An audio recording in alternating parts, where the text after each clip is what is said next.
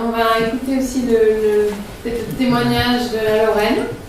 Oui, donc sur le territoire de Colombey, alors il y a deux choses. Il y a le pays qui regroupe 4 communautés de communes, enfin au 1er janvier 4 communautés de communes avec 100 000 habitants, donc qui porte toute la synergie TEPOS. Et nous, sur notre communauté de communes, donc on s'est engagé sur le territoire zéro chômeur.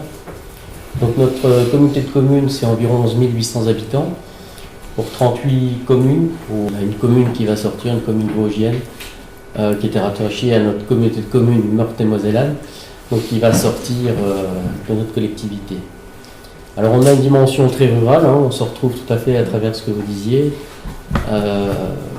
très peu de maillage d'entreprise, ou des entreprises vraiment avec une ou deux personnes, enfin pas de grosses entreprises. Sur la démarche, on a rencontré 150 personnes. Donc là, une des difficultés, c'est justement d'avoir tout le listing de Pôle emploi, parce qu'on s'aperçoit auprès des entretiens qu'on a des personnes qui sont déclarées comme recherchant un emploi, comme étant au chômage, mais qui en fait, soit sont à 75% ou 50% et recherchent un autre emploi qui leur permettrait d'avoir les 100% restants. Avoir des gens qui sont par exemple en rupture conventionnelle en attendant le délai de retraite. Donc ça, on avait beaucoup de mal à identifier. Sur les 150 qui ont été rencontrés, on a une démarche aussi qui s'est bien articulée, qui a donné à la suite une association. C'est-à-dire que d'eux-mêmes, les chômeurs se sont pris les choses en main, ont créé une dynamique, ont créé l'association qui s'appelle les tailleurs de boulot, et ils se rendaient déjà mutuellement service les uns entre les autres. Ah, moi j'ai du jardin, j'ai un peu trop de légumes, tiens je t'en donne, et vice versa. Quelqu'un qui avait des compétences qui pouvait aller aider une autre personne. Donc déjà une bonne dynamique qui s'est créée par rapport à cette association, et qui a vraiment rejoint le projet en construisant toute la dynamique, tout ce qu'on retrouve là, tout ce que vous avez listé, en se disant mais comment on peut créer de nouvelles formes d'emploi qui viendraient bien sûr pas concurrencer le secteur commun et qui en même temps assureraient un avenir pérenne à la personne. Donc on retrouve sensiblement tout ce que vous avez dit. On a une réflexion sur ressourcerie, recyclerie où par exemple dans une déchetterie, une personne vient amener des fenêtres, donc une bonne fenêtre, une fenêtre cassée. La bonne fenêtre, on va essayer de la prendre en photo, de la mettre sur un site internet et de la revue maisonnette à créer, qu'on a besoin d'une fenêtre. Et la fenêtre cassée, on va la démanteler, on va récupérer le bois qu'on va remettre dans la filière, on va récupérer le verre, on va trier ainsi. Ça permet de faire des économies au niveau de la communauté de communes, et ça permet aussi d'avoir un retour par rapport à l'éco-emballage et les produits vendus. Donc il y a des projets comme ça, on a tout ce qui est la réflexion sur les fruits, sur les légumes.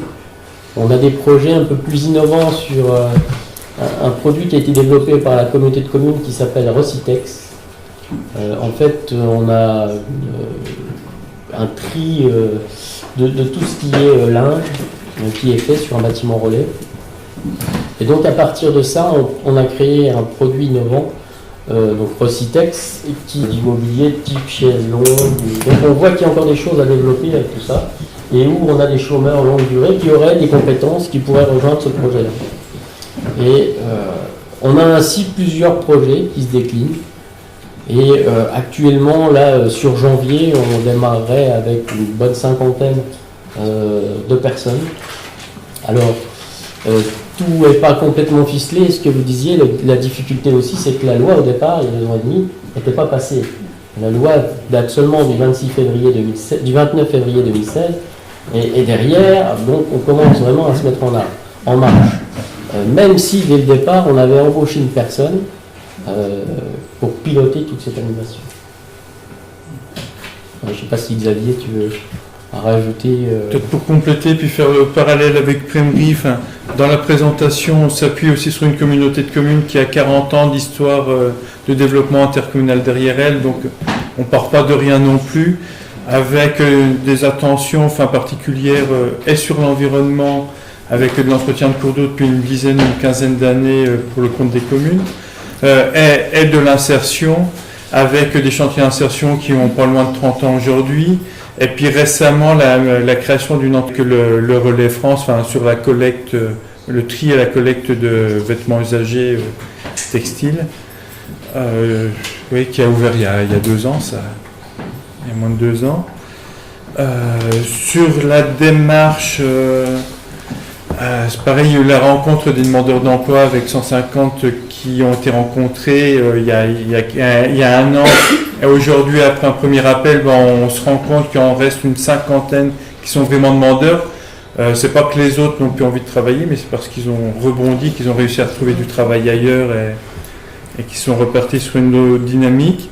Travaille aussi sur la création d'activités possibles, l'émergence d'activités, donc à la fois avec les demandeurs d'emploi rencontrés, à la fois avec des élus, avec des professionnels. Il y a eu les entreprises de bâtiment, il y a eu les agriculteurs et viticulteurs, il y a eu d'autres rencontres plus thématiques. Et là, dans un premier temps, on partirait sur 5 axes. La ressourcerie dont on va parler Pascal, un côté bois, forêt, valorisation du bois, des bois locaux qui ont été dévastés par la tempête de 99 et pour lesquels il y aurait de l'entretien à faire. Alors, ce qui est compliqué pour les communes qui n'ont pas trop de moyens financiers aujourd'hui, c'est de faire l'entretien alors que les ressources n'existent plus, mais ça permettrait d'en avoir dans 50 ans ou un siècle. Et on a aussi sur ce point un déclin des affouagistes. Donc l'affouage, c'est un mode, la personne, donc l'habitant, prend une part de bois qu'il façonne lui-même pour son compte propre. Et on a un déclin d'affouagistes dans certaines communes. Donc on voudrait, par ce biais-là, refaire revivre un peu l'affouage et remettre à disposition des habitants qui ne peuvent pas ou qui ne peuvent plus faire leur affouage. Un autre axe c'est autour du maraîchage avec là on partirait pour ne pas faire concurrence aux productions qui sont peu ou pas produites localement pour alimenter la restauration collective en s'appuyant beaucoup sur les collèges et lycées de la région donc il faut qu'on travaille avec elles pour retrouver quel type de production on peut faire. Il y avait pardon, oui je te complète, excuse-moi. On avait aussi des petites actions comme ça qui viennent, qui sont symboliques et qui démontrent un petit peu des choses. C'est par exemple la production qui serait souhaitée d'une houblonnière, puisqu'on a des micro-brasseries qui s'installent tout autour, et avoir du houblon bio qui serait mis à disposition de ces brasseries. Typiquement, vous êtes dans le champ commercial. Sauf qu'il n'y en a pas, localement, il n'y en a pas. Et les brasseurs qui souhaitent faire de la bière bio n'arrivent pas. Alors voilà, c'est peut-être des marchés de niche. C'est des petites choses comme ça. La démarche a été quand même assez poussée. Création d'une légumerie aussi pour pouvoir vendre des produits adaptés aux fabricants de repas, type cantine, etc., qui aujourd'hui, n'ont pas envie d'acheter des carottes ou des pommes de terre avec de la terre autour où il faut nettoyer, éplucher, etc. Et qui est déjà un premier pré-travail de conditionnement en amont. Et tout un volet plus sur cohésion vie sociale, aide aux personnes âgées, où on est en train de travailler avec la DMR. On s'aperçoit qu'il y a un certain nombre, avec les restrictions de la part, un certain nombre d'actes qui pouvaient être pris en compte avant, des fois insuffisamment, mais qui aujourd'hui n'y sont plus, pour ne pas rentrer dans le champ qui est financé par la PAM, mais autre chose. Ça peut être de la prévention santé, en accompagnant les personnes âgées de marcher, ce qui, leur permet de sortir, 2, de discuter en même temps avec elles, et 3, d'avoir une activité physique qui permet de préserver une autonomie le plus longtemps possible. C'est aussi sur la fracture numérique, on a des personnes qui n'ont pas Internet, parce que déjà on n'arrive pas à avoir, on a des zones blanches, ou des gens qui ne savent pas se servir d'Internet. Donc ne serait-ce que pour faire une télédéclaration d'impôts ou autre, une recherche simple sur Internet, d'avoir une personne qui passe, qui soit peut-être en même temps écrivain public, pouvoir faire une lettre, qui aille un peu plus loin dans la démarche et qui en même temps apporte un lien social.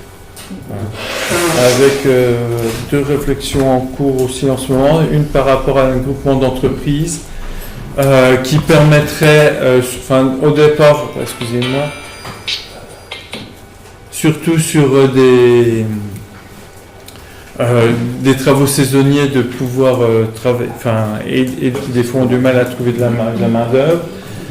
Et puis aussi de créer des liens avec les entreprises qui permettent des passages après pour que les gens puissent sortir de l'EBE pour retrouver, on va dire, de l'emploi classique, pour laisser de la place à des futurs chômeurs longue durée qui vont arriver.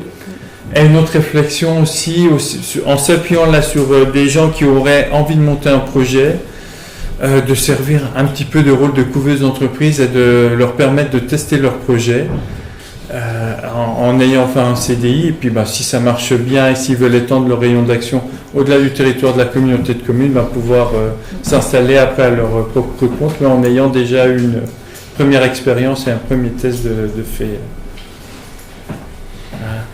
Et pour terminer, nous on a des élus qui ont été assez prudents au départ et qui n'ont pas voulu susciter trop d'espoir. Donc le projet là, on ne l'a pas appelé très conçu comme un droit.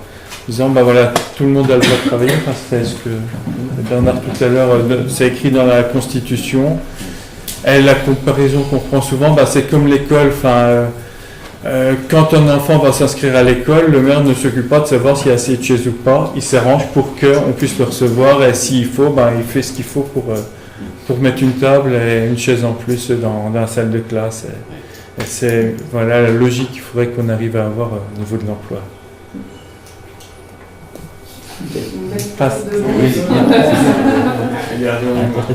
C'est implacable. Et je pense que quand l'école était rendue obligatoire, les problèmes là ont dû se poser aussi partout, avec des difficultés sur le comment faire. L'école venait en concurrence avec des activités qui avaient déjà. Oui, en plus, oui. Et puis pour les mairies, libérer une salle, la chauffer, etc., ça ne devait pas être évident non plus partout. Il y a plein de questions qui sont arrivées. Oui. Du coup, peut-être je vous propose qu'on installe un peu un échange à partir de ces questions-là.